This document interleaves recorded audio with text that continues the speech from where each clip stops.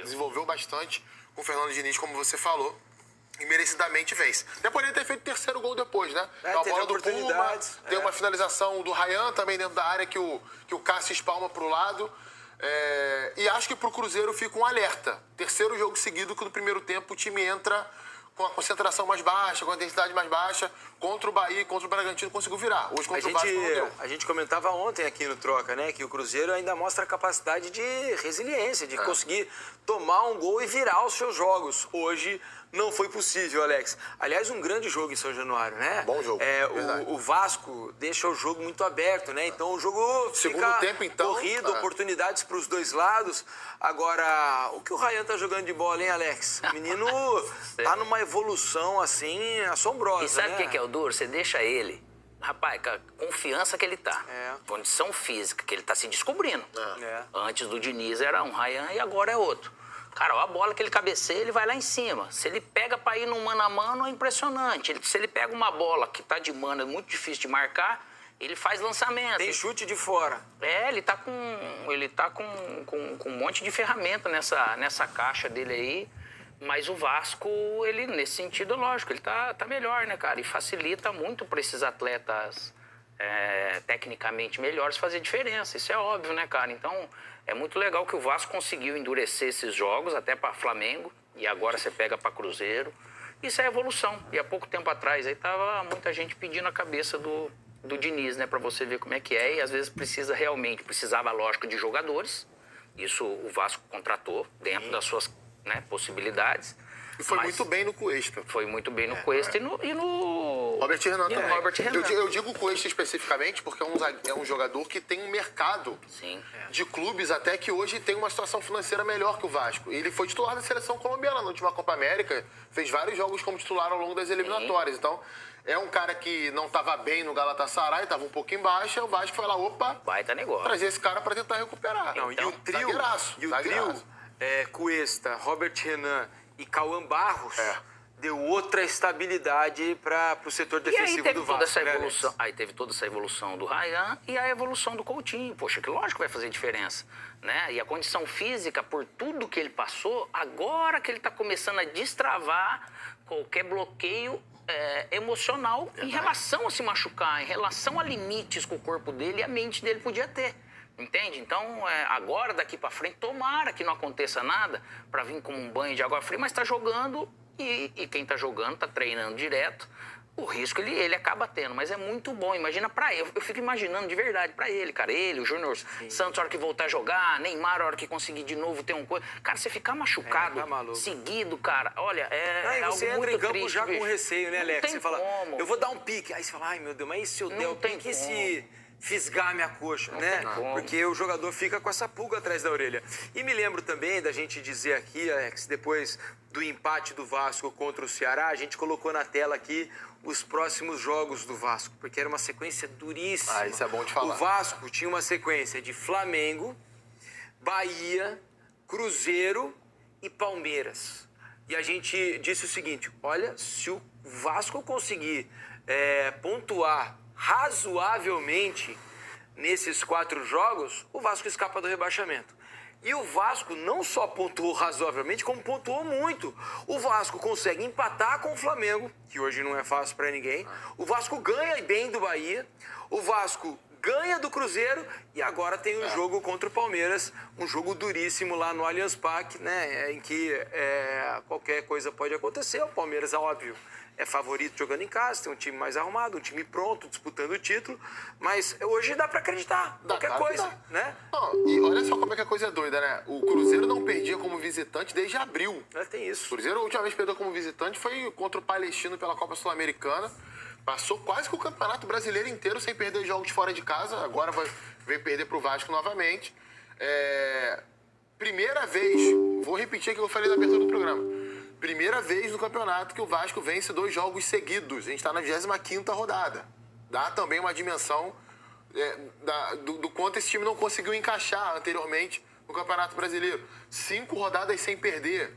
A última vez que isso tinha acontecido foi no meio do Brasileiro do ano passado. 7 pontos de 9 possíveis contra essas equipes. Tenho certeza que muita gente, se você olha assim, que você falou, Flamengo, Bahia, Cruzeiro e Palmeiras. Mesmo que Cruzeiro e Palmeiras fossem dentro de São Januário, há quanto tempo o Vasco não tinha vencido dentro de São Januário pelo Brasileiro? Muita gente imaginava assim, cara, se o Vasco fizer 6 pontos aí, tá muito no lucro. É isso. Já fez 7. Vai pegar o Palmeiras fora de casa agora. Quer mais um tabu que foi quebrado hoje? Olha que incrível isso. O Vasco jamais tinha vencido um jogo quando o Cássio estava do outro lado. Verdade. Eram 18 jogos. O Vasco contra o Cássio tinha 11 derrotas e 7 empates. Pela primeira vez na carreira, o Pereira, como é bom de Joga jogar muita bola. Ele jogou demais hoje em São Januário. É que os companheiros hoje não estiveram no mesmo Hoje, nível Beraba, dele, né? O próprio Caio Jorge, ele jogou O muito. Wanderson sai, acho que no intervalo já, né? entrou Arroio. Fez um jogo ruim o Wanderson hoje. Arroio do meio, lá do sul, né? Entrou Arroio, depois sai o Christian, entra o Marquinhos, né? Enfim, entrou ele mal faz- também, entrou Marquinhos, mal. né? Tem entrado mal, inclusive. Tem. no Mas você Cruzeiro. vê, e o tempo todo, o jogo todo, o Vasco teve regularidade. Sim, aí, esse é o Né? ponto pra mim, Alex, porque até o jogo contra o Ceará, o jogo contra o Ceará, pra mim, ele é muito emblemático nisso, porque o Vasco começa o jogo muito bem, faz 15 minutos muito bons, abre o placar, parecia que ia fazer o segundo, o Coutinho mete uma bola na trave, erra uma saída de bola, leva o gol. E aí o time cai de um jeito que o Ceará merecia vencer o primeiro tempo São Januário. Verdade. Quase faz o segundo gol. Volta pro segundo tempo, com mexidas, volta bem de novo. Faz 2-1. O Ceará tem um cara expulso. Pô, o Vasco vai ganhar esse jogo. Tá em cima, quase fazendo o terceiro, daqui a pouco entrega um gol, cara. Então, assim, era um time que, até o jogo contra o Ceará, tinha muitas oscilações, assim, bruscas dentro de um mesmo jogo. Oscilar é normal, cara. Nenhum time vai jogar 90 minutos do mesmo jeito, mas Era muito, existe né? um limite aceitável, né? Era a oscilação física e mental. Pode ser uma por causa da outra, mas acontecia as duas juntas. E aí vem a competência também do Diniz, que às vezes a gente olha treinador bom porque o time joga fluido. Não, a parte física e mental desse time dentro do campo, para aquilo que o jogo te oferece, é competência dele. A condição que o Vasco consegue jogar hoje, fisicamente, é muito melhor do que antes da Copa do Mundo, até porque foram chegando jogadores, entendeu? Não, fora que a gente falava das contratações aqui, olha, vejam as substituições do Vasco hoje, como melhoraram. O Matheus França entrou, fez um bom jogo, quase fez um gol, né? Uma jogada trazendo para dentro, batendo por cima. O David entrou, né? Teve uma chance ali de esquerda, tem uma chance num de canhota contra-ataque. que ele bate por cima. O Andreas Gomes ajuda. Hoje até entrou um pouco menos bem do que em outros jogos. Então, assim, o elenco deu uma encorpada. Antes o Diniz olhava para o banco, não tinha nada. Hoje ele tem jogadores capazes de mexer no jeito de jogar. Eu acho que só a questão é ainda encaixar o Verratti de novo, né? Eu ia chegar aí. O Verratti continua sofrendo um pouco para jogar. E aí eu não sei se é uma questão do jeito Ele de jogar. ajuda indiretamente os outros. Ele tá Talvez. ajudando, né? Porque eu não sei se tem uma questão, né? O jeito mudou de jogar. Antes o Vasco buscava a bola aérea o tempo todo. Mas hoje o a bola Vasco- ia vir pra ele e o Ryan se intrometeu no meio pra Verdade, fazer o o Ryan gol. sobe e faz gol. Hoje a bola é mais trabalhada, né?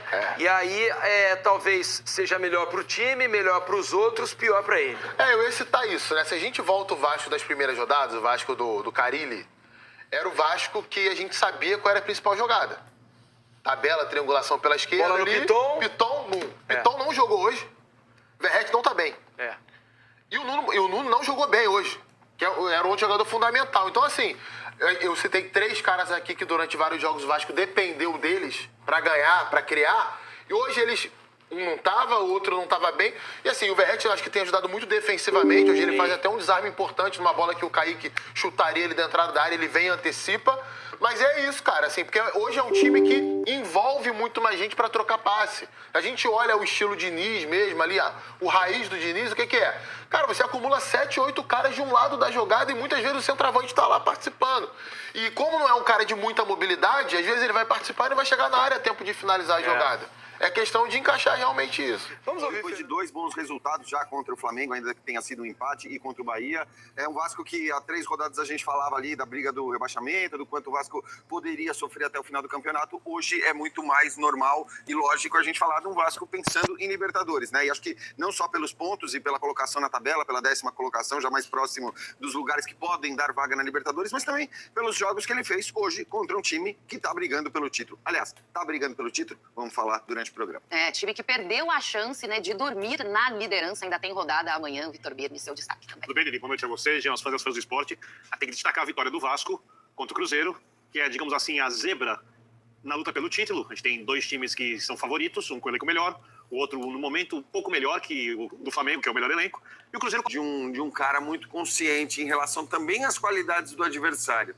Porque eu acho que a gente não viu hoje o melhor Cruzeiro muito por méritos também daquilo que o Vasco fez, do que o Diniz pediu. Eu gosto do Fernando Diniz, eu estou na turma dos que gostam do Diniz, porque parece que o Diniz é isso, né? Parece que você precisa ou amar ou odiar. Eu gosto... eu acho que ele é um grande técnico, eu acho que ele é um cara que tem as suas qualidades. O torcedor tem direito de gostar ou não gostar do que ele prega. Mas eu acho que é isso, você tem que dar tempo, dar possibilidade do cara trabalhar, sobretudo quando você sabe que o cara trabalha, que o cara tem uma ideia, que ele quer aplicar essa ideia. Estamos falando de 3 jogos de uma sequência muito positiva, 7 pontos em 9 disputados, em que não era fácil. Flamengo, Cruzeiro e Bahia, não era fácil você ganhar 7 pontos nessa sequência.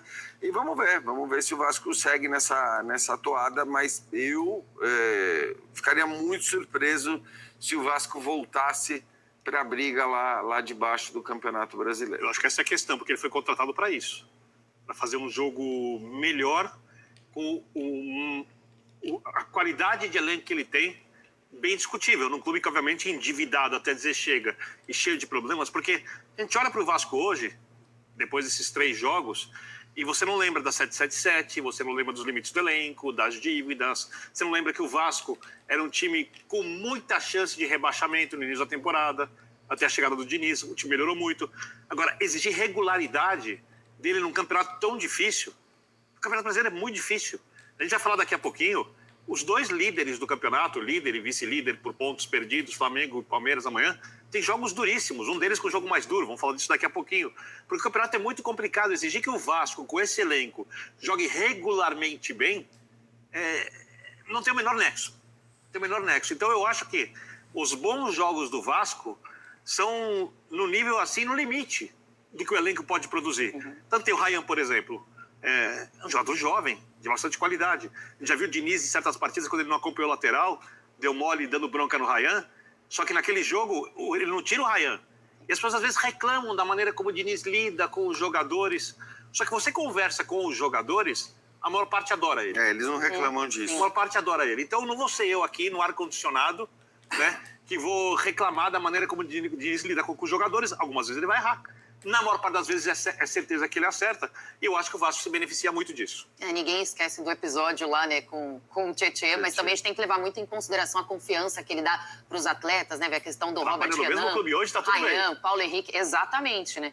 Bom, vamos fazer o seguinte, a gente tem uma tela aí, o Jean tá falando sobre os últimos jogos do Vasco, uma tela que comprova aí que são ótimos números, né, nos 4 jogos do Brasileirão, os últimos 4 jogos.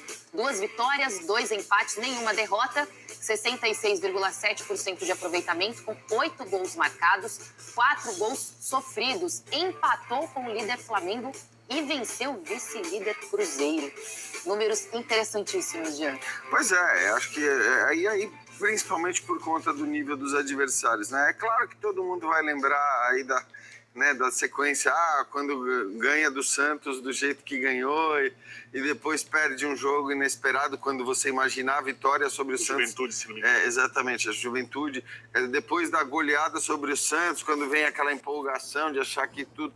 Mas tem muito a ver com... A gente vai falar um pouquinho do Juventude também daqui a pouco, o quanto o Juventude jogou bem hoje no segundo tempo contra o Internacional. Então, assim, o brasileiro é isso, ele não tem jogo fácil. Talvez para Flamengo e Palmeiras certos jogos possam ser vistos como jogos, se não fáceis, jogos em que perder pontos é improvável.